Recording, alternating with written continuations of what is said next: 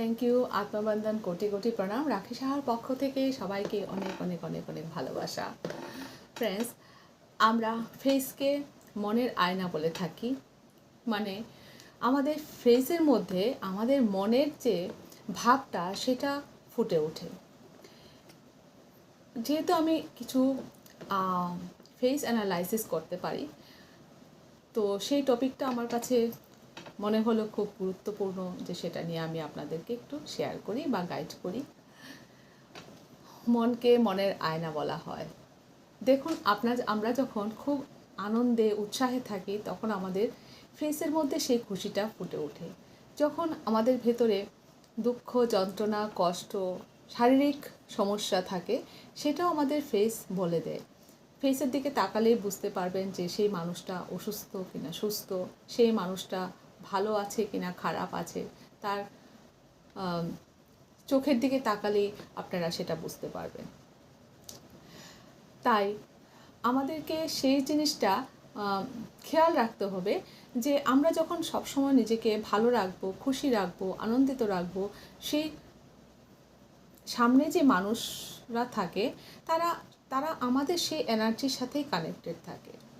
আমরা যখন দুঃখ কষ্টে থাকি, দুঃখ কষ্ট যন্ত্রণা নিয়ে থাকি, আমরা সেই এনার্জিতে থাকি, লোয়ার এনার্জিতে থাকি, তখন আমাদের সামনে যে মানুষগুলো আসবে তারাও সেই এনার্জিরই মানুষ হবে। আর আমরা যখন সবসময় প্রফুল্লিত থাকবো, হাসি খুশি উৎফুল্লে থাকবো, তখন আমরাও সেই সেই মানুষগুলোকে আমরা কি করব, এনার্জেটিক্যালি আমরা অ্যাটাচড হব সেই মানুষগুলির সাথে।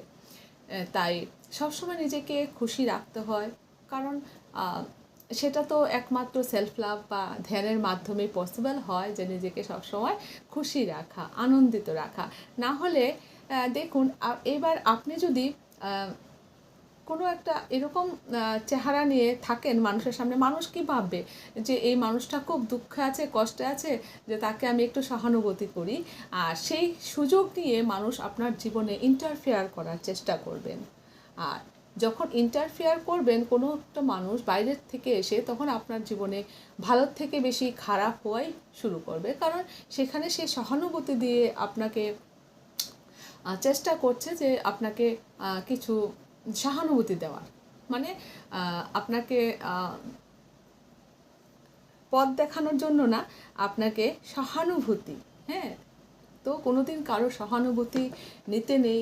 আর নিজেকে সবসময় এমনই স্ট্রংলি ক্রিয়েট করে রাখতে হবে যখন আপনি কেউ দয়ার পাত্র হয়ে না, হ্যাঁ, সবসময় দাতা হয়ে পৃথিবীতে থাকতে হবে, কেউ দয়ার পাত্র হয় না।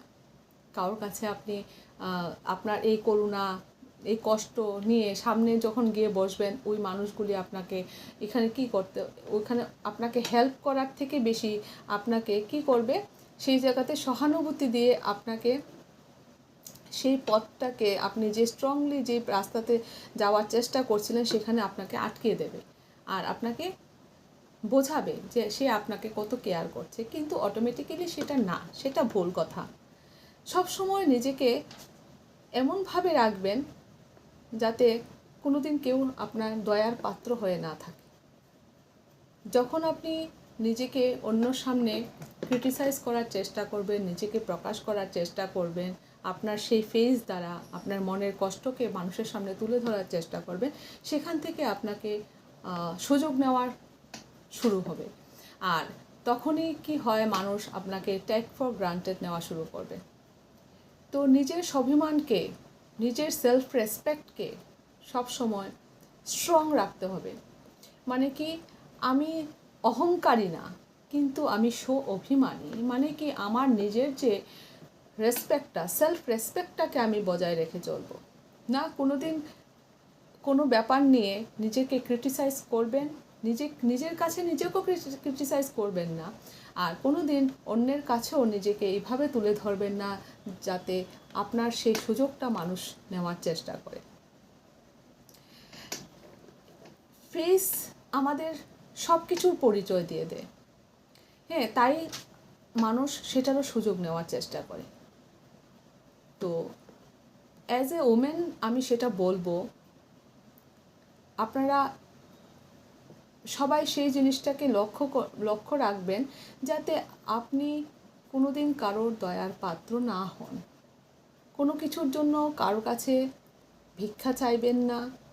কোনো দিন নিজের কাছে অথেন্টিক থাকার চেষ্টা করবেন, যাতে আমি যা করছি, আমি সৎ পথে আছি, আমি সঠিক কাজ করছি, আমি কারোর ক্ষতি করছি না, আমি কাউকে কষ্ট দিচ্ছি না, আমি কাউকে দুঃখ দিচ্ছি না, আমি কারোর সাথে খারাপ ব্যবহার করছি না। যখন নিজের সাথে নিজে প্রত্যেক দিন সেটা অনুভব করবেন যে ঘুম থেকে উঠে আমার দ্বারা যাতে কোনো রকম ব্যাড কর্মা না হয়, আমি যাতে কোনো দিন যাতে আমার কোনো ব্যবহারের দ্বারা, কোনো থটের দ্বারা আমি কাউকে কষ্ট দিই, হ্যাঁ, তখন দেখবেন অটোমেটিক সেই জিনিসটাই হতে শুরু করবে। তো সেটারও সেলফ লাভ, এটাকেই সেলফ লাভ বলে, যেটা আমরা যখন নিজেকে ভালোবাসি, নিজের দিকে খেয়াল দেওয়া শুরু করি, নিজেকে লক্ষ্য রাখা শুরু করি, নিজেকে ভালোবাসতে শুরু করি, নিজেকে যে আমি যেমনই আছি সেটাকে আমি অ্যাকসেপ্ট করা শুরু করি, আমি যেমনই হই সেটাকে নিয়ে আমি নিজেকে অ্যাকসেপ্ট করি।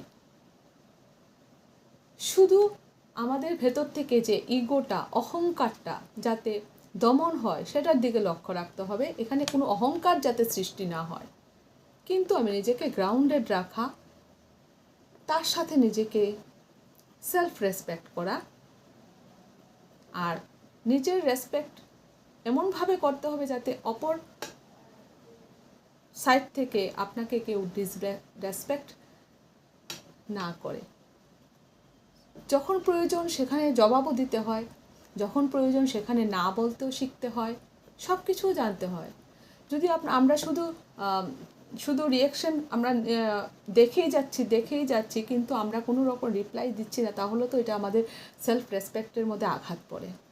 তাহলে যখন প্রয়োজন সেখানে উত্তরও দিতে হবে, সেখানে না বলতেও শিখতে হবে, সব কিছু করতে হবে, কিন্তু নিজেকে সঠিক রেখে, যাতে আমার দ্বারা কোনো অন্যায় হচ্ছে সেটাকে লক্ষ্য রাখা, যাতে আমি কোনো দিন কাউকে কষ্ট না দিই, আমার দ্বারা কেউ লাঞ্ছিত না হয়, আমার ব্যবহারের দ্বারা কেউ কষ্ট না পায়, সেটাকে মাস্ট বি খেয়াল রাখতে হবে।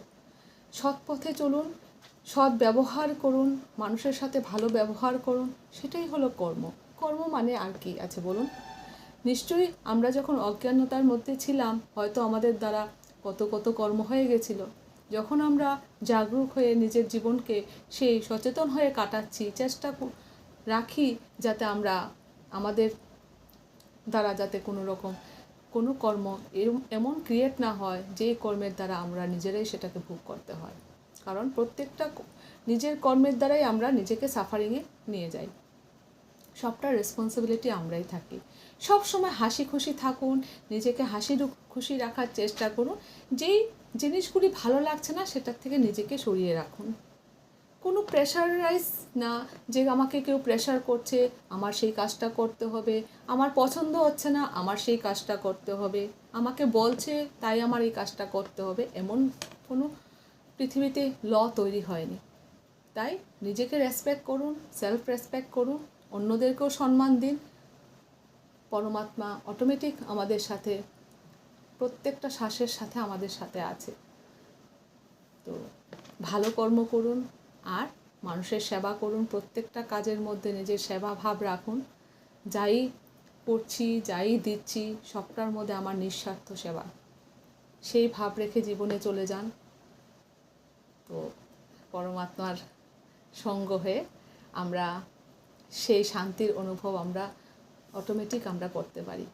আর সেখানে হাসির জন্য বলে না, ভাড়াটে হাসি নিয়ে আসতে হয় না, অটোমেটিক নিজের মন খুশি থাকে, আনন্দে থাকে, তখন সেই চেহারার মধ্যেও সেই গ্ল্যামার অটোমেটিক চলে আসে। তখন আর বাইরের লোক দেখেও আপনাকে সহানুভূতি দেখার চেষ্টা করবে না। তো বি স্ট্রং, সবসময় হ্যাপি অ্যান্ড হাসি খুশি থাকবেন, ভালো থাকবেন সবাই। আর আমার ভিডিও আপনাদের যদি পছন্দ হয় অবশ্যই আপনারা লাইক অ্যান্ড শেয়ার করবেন, সাবস্ক্রাইব করবেন। আর ছোট্ট বিষয়গুলি নিয়ে আমি আপনাদের সামনে আসি, চেষ্টা করি যাতে আপনারা ছোট্ট সেই বিষয়গুলির দ্বারা আপনারা কিছু মোটিভেটেড হতে পারেন। আর দুঃখের চ্যাপ্টারই সেখানে ক্লোজ হয়ে যায়, যেখানে শুধু উৎসাহ, আনন্দ আর কি বলবো, সবসময় নিজেদেরকে প্রেমময় মনে হয়, যে ভেতরে শুধু ভালোবাসাই ভালোবাসা, সেখানে না কারোর জন্য রাগ, না কোনোর জন্য হিংসা, না অহংকার, কোনো কিছুই নেই। শুধু নিজের সম্মানটা নিজে বাঁচিয়ে চলাটাই আমাদের কর্তব্য। থ্যাংক ইউ, সবাই ভালো থাকবেন, নমস্কার।